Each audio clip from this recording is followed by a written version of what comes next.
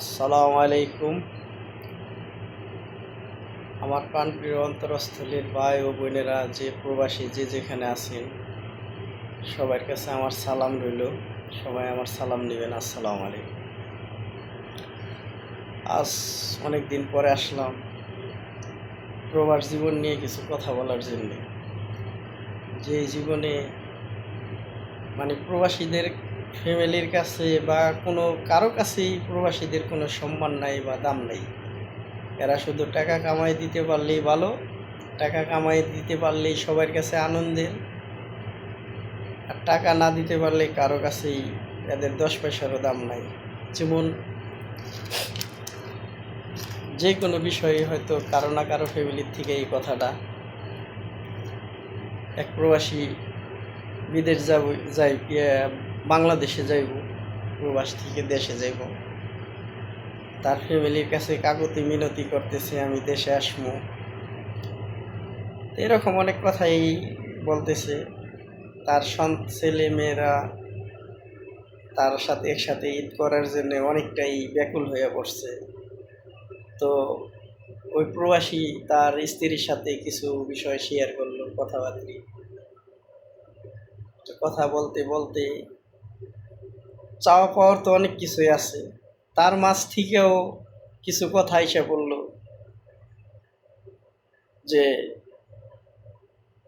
বিদেশ থেকে আসবা, যে কয় মাস থাকবা তোমার খাওন নিয়ে আইসো, তোমার খোরাকির টাকা নিয়ে আইসো।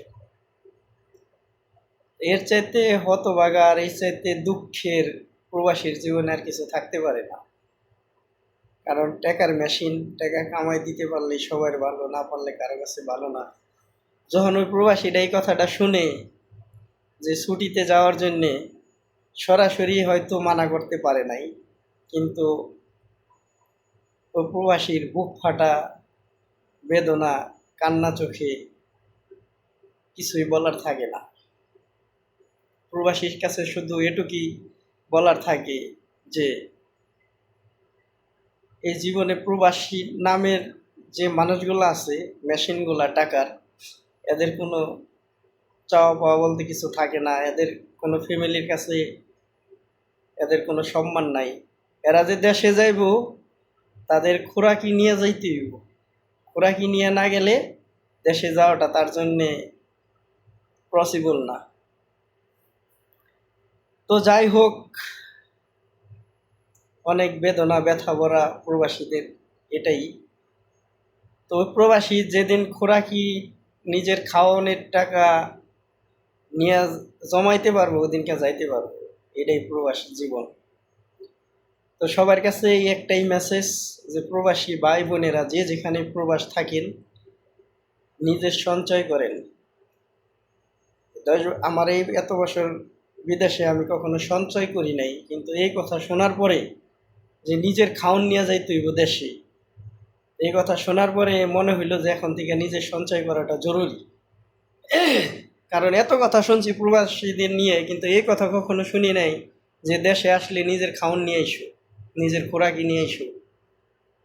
তো আপনাদের মাঝে আমার প্রিয় অন্তরস্থলের ভাই বোনদের কাছে আমার একটাই মেসেজ, প্রবাসী ভাই বোনেদের, যে যেখানে থেকে দেখতেছেন, যে যেভাবে শুনতেছেন, সবাই নিজের ব্যালেন্স করেন।